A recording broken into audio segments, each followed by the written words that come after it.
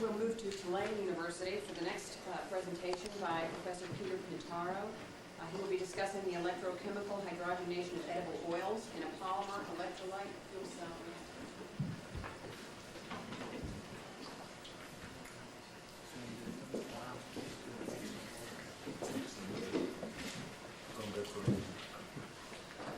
My talk this morning deals with the combination of electrochemistry and chemical catalysis to carry out hydrogenation reactions at low temperature. And the focus of my work over the last few years is to look at the hydrogenation of edible oils. This work was funded by the U.S. Department of Agriculture and more recently by the United Soybean Board. And I collaborate with researchers at the USDA labs in Peoria, Illinois, and my co-workers, Wei Dong-an and Jin-Ki Hong at Tulane University.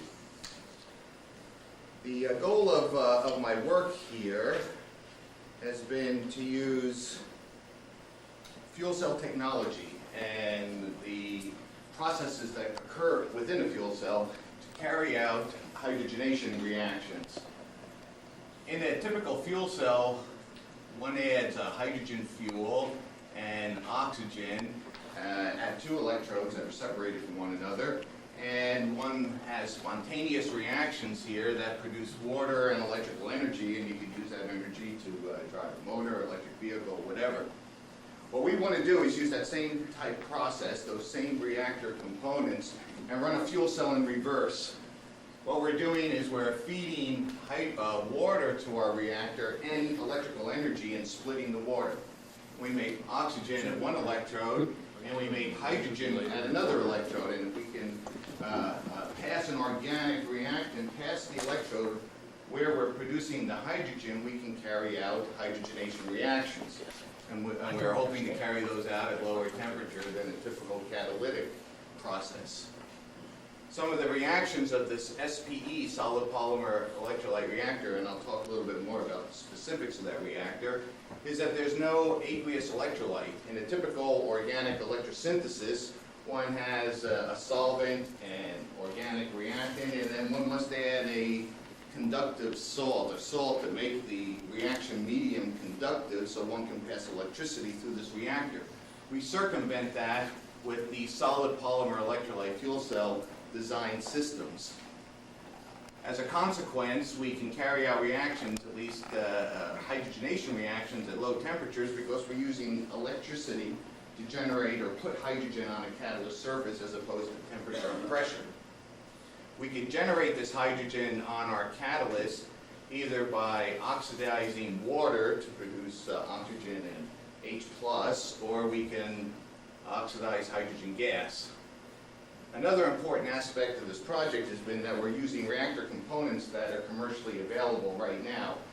There are a number of companies that are producing fuel cells for electric vehicles, and we can use that same reactor, run it in reverse to carry out these reactions, and we're doing that right now in my laboratory. So the focus has been to look at the hydrogenation of edible oils. These edible oils are composed of triglycerides with 18 carbon fatty acid constituents. Those are the ones that are unsaturated. The fatty acids contain 1, 2, or 3 double bonds, oleic, linoleic, or linolenic acid. The goal of a partial hydrogenation process is to eliminate as much of the linolenic, the triene fatty acids as possible, and control the amount of saturated fat that's produced in order to give the kind of melting point characteristics for a particular oil application. It's these trienes that are most reactive and are most unstable in air and lead to rancidity of the oil. And there's a general rule of thumb that an oil hydrogenation process must bring this triene content down below 3%. And in soybean oil, you start between 7 and 8% of this triene. So the goal of a partial hydrogenation process then is to produce a more oxidatively stable product, And at the same time, we want to add hydrogen to change the melting point characteristics of the product. The problem with the current chemical catalytic process is that you operate at high temperatures between 150 and 225 C, normally with a nickel catalyst, and that causes some oil degradation and some undesirable oil odors and flavors that are difficult to remove. More importantly, and more recently, as one carries out a high temperature catalytic hydrogenation, there is a isomerization reaction. These double bonds are in the cis configuration, and during a hydrogenation process there is isomerization, and you get conversion of the cis isomers into trans isomers.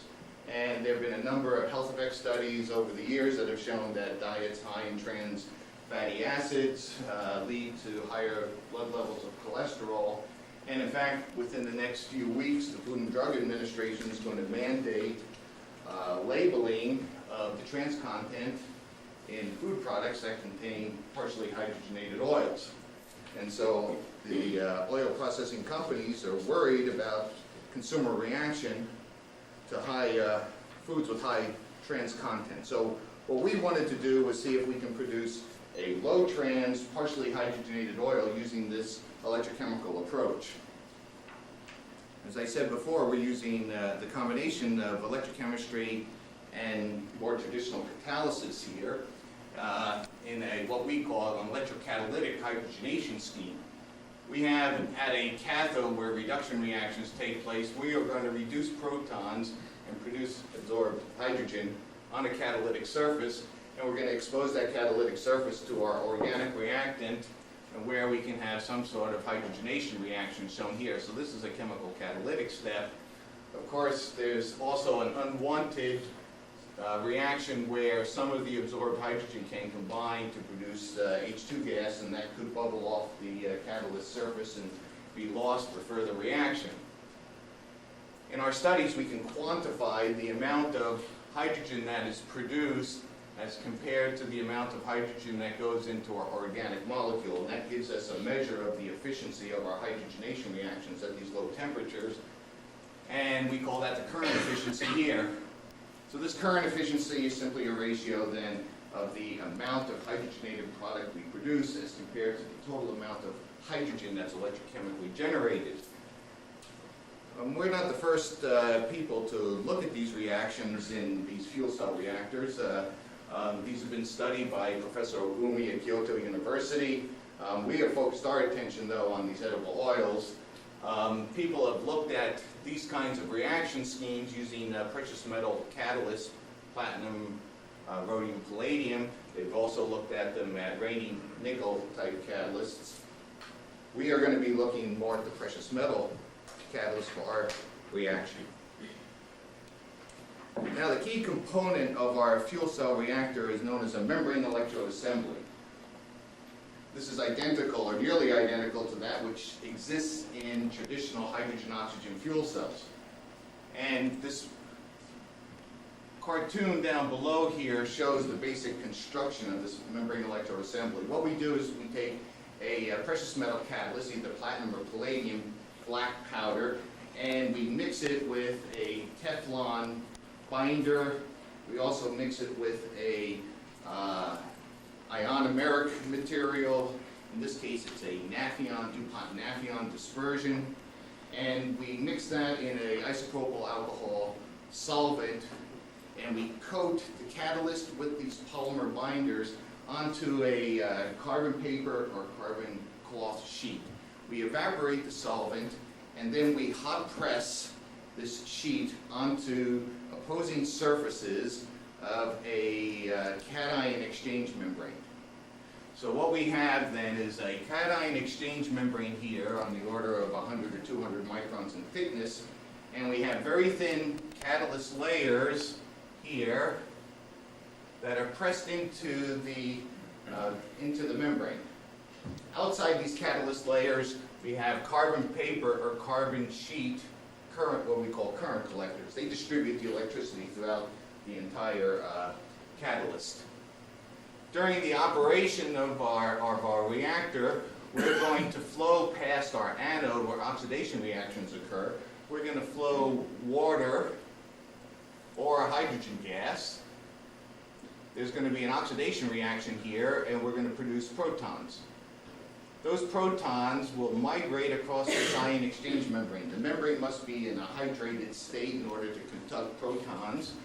So under the influence of an electric field across this membrane during current flow, there's going to be migration of protons to a cathode surface, and at the cathode, we're going to have the combination of the protons with electrons to produce atomic and molecular hydrogen, and then we're going to backflow our soybean oil, in this case, past this cathode and allow it to react with electrogenerated hydrogen. So that's the overall reaction scheme. Most of our work has been done with water, and that's what I'll show you today, although we have been looking at humidified hydrogen gas. We have to humidify the hydrogen in order to keep this membrane fully hydrated so we get good proton conduction. Now this membrane electrode assembly then fits into a reactor shown here. Here again is our membrane. C and E are our catalyst layers, and B and F are our carbon paper current collectors. And we have serpentine channels, grooves in our reactor blocks, and through these channels we flow either oil and water or oil and hydrogen gas. And in a typical fuel cell configuration, one would stack perhaps 100 of these membrane electrode assemblies in a single reactor block and have internal manifolding so that oil would pass by one electrode surface and then go to the next, and so on and so forth. In our particular experiments, we used only one membrane electrode assembly, and we carried out our experiments in a batch recycle mode. So we continuously circulated oil past our electrode.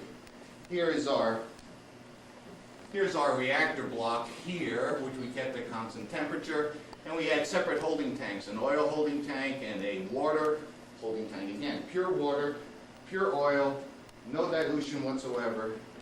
We feed pure components to the reactor in this case, and we circumvent the need for an electrolyte, a liquid electrolyte, by having this ion exchange membrane that rapidly conducts protons between the two electrodes.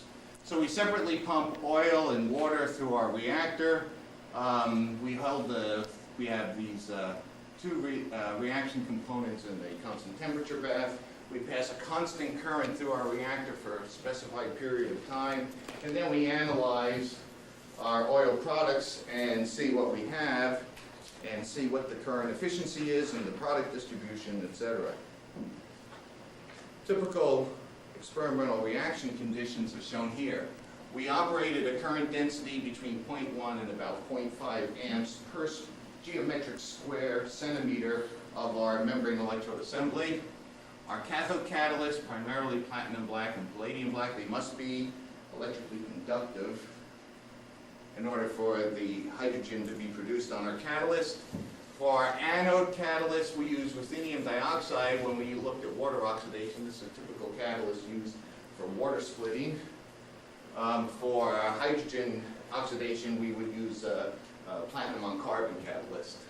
The electrode was fairly small, 2 by 2 square centimeters. The total thickness is about 1/10 of a millimeter. So this is very thin layers of catalyst. We looked at a variety of different commercial oil feeds, soybean oil, canola, cottonseed, mixtures of fatty acids. Again, these are oil samples that were provided to us by companies. They're refined bleached oils.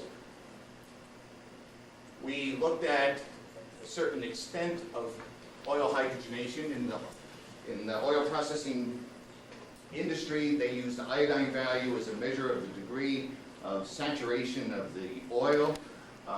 Typical soybean oil has an iodine value of 134, and as you begin to increase the number or decrease the number of double bonds, this iodine value goes down. So you can see a direct percentage. If you're at IV of around 65 or so, you reduced about half the double bonds in the oil. Operating temperatures, we looked at 50 to 80 degrees C, significantly less than that which is used in the chemical catalytic process, and we operated our reactor at 1 atmosphere pressure. Again, we looked at the performance of the reactor and the product analysis, looking at this current efficiency for hydrogen addition to the oil. We looked at the fatty acid profile, the selectivity of our reactions, the overall iodine value, the degree of saturation, which is necessary for certain product applications, and we also looked at the total trans isomers. Some typical results are shown on this slide, looking at both platinum and palladium cathode catalysts. We operated this reactor at between 60 and 80 degrees C for the platinum, 50 to 80 degrees C for the palladium. Here is our initial fatty acid profile: 4% stearic acid, the saturate, 22.5% of oleic. This is linoleic and linolenic acid, the mono, di, and triene fatty acids, with an iodine value of 134. We carried out the reaction at a constant charge, so we passed a certain amount of charge in every single experiment, and then the degree of hydrogenation would depend on what the current efficiency was, how much of the actual current or charge or electrogenerated hydrogen went into our oil. And so you can see that the final iodine values differ for all these experiments. We were not trying to produce the same product in every single experiment, but we passed the same amount of electric charge in every experiment. One of the important things, a couple of important points here on this particular slide. One is that in some cases, especially with the palladium catalyst, we were able to lower the triene fatty acid content below our target of about 3%. But we also found that we were producing a lot of saturated fatty acids, between about 9 and 24%. We also saw that the current efficiency for palladium catalyst was quite a bit higher than that for the platinum, and that the platinum tended to produce, in general, produce more saturated fatty acids. And this is consistent with chemical catalytic hydrogenations, where palladium is a more active catalyst and produces less saturates, and we tended to see the same thing. Because the degree of hydrogenation was different in all these experiments, I list here some of the selectivities for our reactions. Those selectivities are simply ratios of rate constant as one goes from the triene to the diene, monoene, and the saturated fatty acids. So these current efficiencies in the 50 to 60% range are quite acceptable in organic electrochemistry. Most important is the amount of trans that we formed. With the platinum catalyst, we were below 2% trans in our hydrogenated oil products, and in the palladium, we were somewhat higher, between about 7 and 10%. Now, these numbers are significantly lower than what one gets in a chemical catalytic process, and I show some data here that compare the electrochemical versus the chemical catalytic process. Here we have the total trans isomer content of our partially hydrogenated oil product, and this is the soybean oil iodine value. So 134 is the starting oil, and as one moves to lower iodine values, one is getting more and more saturation of the double bonds, more exposure of the oil to the catalyst during the hydrogenation. And one can see as the iodine value decreases and hydrogenation, the degree of hydrogenation increases, one gets pretty sizable amounts of trans fatty acids in the traditional chemical catalytic process, somewhere generally between 30 and 40% for typical oil products that go into margarines and shortenings. And what we find in our electrochemical process is that we're well below 10%, slightly higher for the palladium solid polymer electrolyte reactor than the platinum, but still significantly less trans fatty acids than in a chemical catalytic process.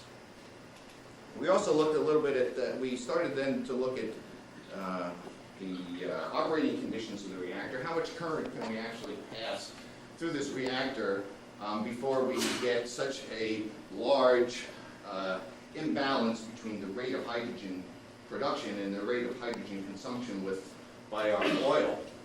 So what I've plotted here is the current efficiency for edible oil hydrogenation, soybean oil hydrogenation, as a function of the applied current density. So as we move to the right here, increase the current density, we are generating more and more hydrogen on our catalyst surface. And again, we see higher current efficiencies for palladium than platinum. Palladium is a more active catalyst. It starts around 70% current efficiency at low currents, and it decreases as we increase the current density. Again, there's just simply an imbalance here between the rate at which we produce hydrogen and versus the rate at which we consume the hydrogen. Atomic hydrogen concentration increases on the catalyst surface. Two hydrogen atoms combine, you produce H2 bubbles off the surface, and we lose some of our inputted electrical energy here, and so we see this decrease in current efficiency. However, if you look at the production rate of our oil product, and this is in terms of kilogram per meter square hour, what we see is a continuous rise in the production rate of our partially hydrogenated oil product, even as the current efficiency drops. So what this is telling us is you double the current efficiency, you double the current density, and you don't get a 50% drop in the current efficiency. You get something less than that. And so what this tells us is that the reactor should be operated at very high current densities on the order of about 0.4 amps per square centimeter. Take the energy loss associated with the low current efficiency, because the capital cost of the reactors will go down because you're producing more hydrogenated oil per square meter of membrane electrode area. That's this. We also looked a little bit at the construction of our membrane electrode assembly and what effect that might have on the efficiency of oil hydrogenation. On the top plot here, we have, I show you some data of the current efficiency for soybean oil hydrogenation as a function of the total binder content. Remember, we mix our catalyst powder with Teflon and with a Nafion ionomer, perfluorosulfonic acid ionomer, and we coat that on our paper. And if we have less than 20% of these binders, we see really no effect of binder on current efficiency. Whether we have 20% just Teflon or 20% of this more hydrophilic ionomer, we're still getting essentially the same current efficiency. When we go to higher binder contents, we see a drop in the current efficiency. What we're doing is we have so much of the binder that we're coating part of the catalyst surface. That catalyst is no longer available for hydrogen production, and so we're channeling the hydrogen to small areas on the catalyst. We're getting very rapid hydrogen evolution in those small areas and a drop in the current efficiency. We also looked at catalyst loading for both palladium black and platinum black. Again, current efficiency for soybean oil hydrogenation is a function of catalyst loading. If the catalyst loading is very low, 0.2, 0.5 milligrams per square centimeter, we don't get very good hydrogenation current efficiencies. Again, there's just not enough surface area of catalyst to distribute the hydrogen and allow that hydrogen to react with the oil. The hydrogen is focused and localized on a small surface area of catalyst. You produce lots of hydrogen gas, and you get low current efficiencies. At very high catalyst loadings, we also see a decrease in the current efficiency here. Here, the catalyst layer is so thick that the oil has a difficult time getting into and out of our membrane electrode assembly, and therefore there's ample opportunity for adsorbed hydrogen atoms to combine to form hydrogen gas. And what we found is for both platinum and palladium, there's an optimum catalyst loading somewhere around 1.5 to 2 milligrams per centimeter square. So we did extensive studies looking at how to improve the current efficiency and what were the optimum methods of improving the production rate in our reactor. We also wanted to try and look at the selectivity of our oil hydrogenation reaction. If you recall, I showed earlier platinum and palladium results that did, in some cases, at least for the palladium, tend to decrease the level of the 18,3 triene fatty acids, but it produced a lot of saturated fat. Okay, now that may have some important applications in certain food products, but we wanted to be able to control the degree of saturated fat production in our reactor. And so we looked at different ways of improving the selectivity of the reaction, primarily looking at the production of saturated fat versus the decrease in the triene concentration. Again, this is refined and bleached soybean oil, 0.1 amp per centimeter square current density. In our base case, we flowed the oil past the catalyst surface at about 80 milliliters a minute, and this is the base case result shown here. We get 18.3 content down to about 3.6%, close to the 3% goal, but we produce quite a bit of saturated fat, 24%. Our current efficiency here was 52%, 6.5% trans fatty acids. What we first tried to do was improve the mass transfer of oil to the catalytic sites by increasing the oil flow rate. We also put turbulent promoters in our serpentine flow channel in our reactor, and in doing that we got a much better selectivity. We dropped the 18.3 well below 3%, down to 2.3%, and at the same time we dropped the amount of saturated fat about in half.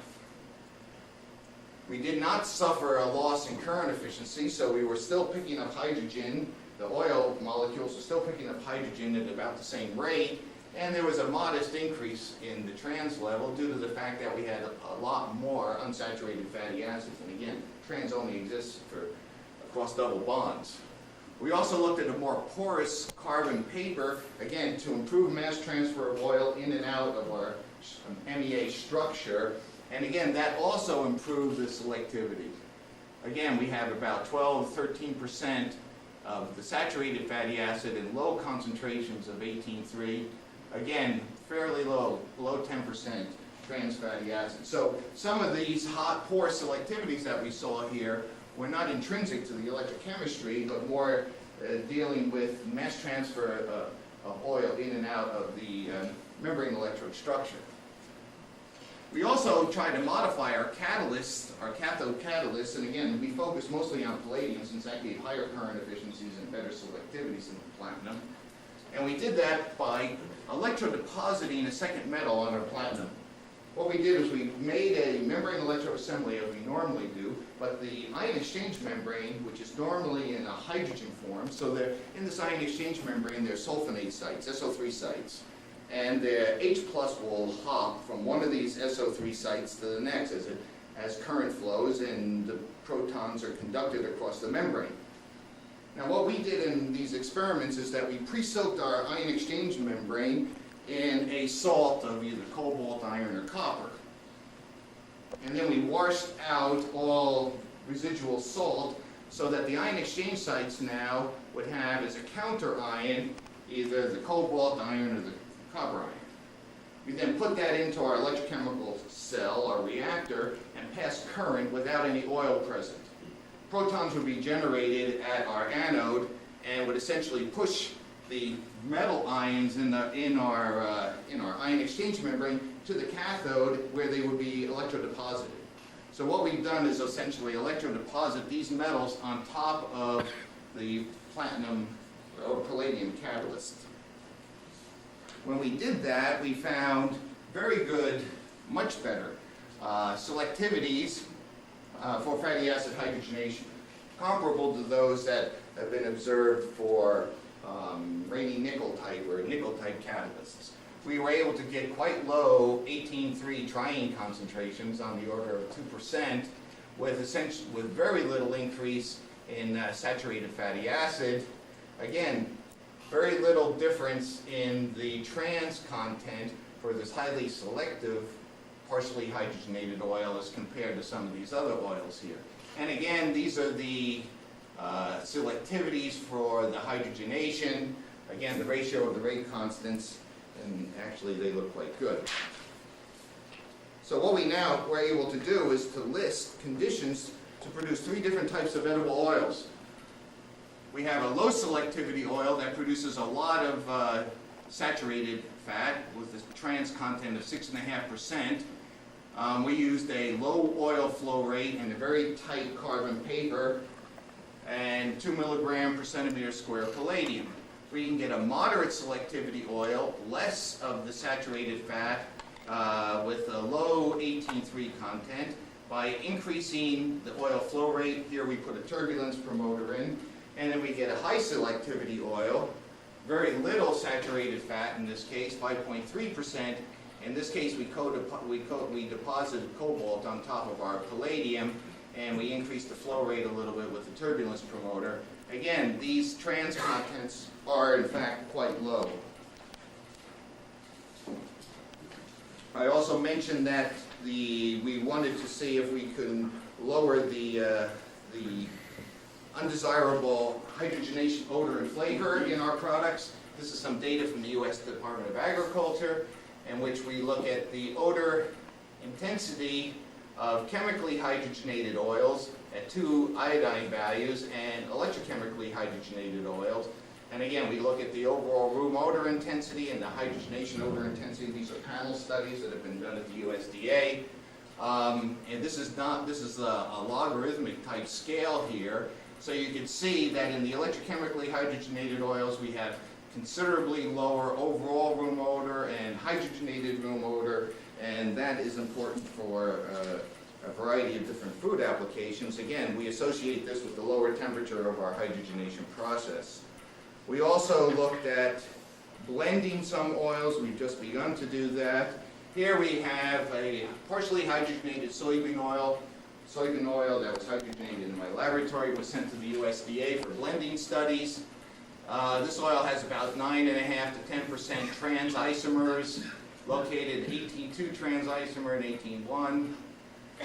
This oil was blended 15% with 85% raw soybean oil, and a solid fat index curve was generated looking at the degree of solids as a function of temperature as this oil was melted. This is our particular product here, and the blue circles is a commercial liquid margarine. This type of result is quite good and indicates that we can take this particular oil, which now has a total trans content of about 1.5%, and make some useful commercial products. So let me conclude by saying that we have been able to use this solid polymer electrolyte fuel cell reactor to carry out low temperature hydrogenation reactions.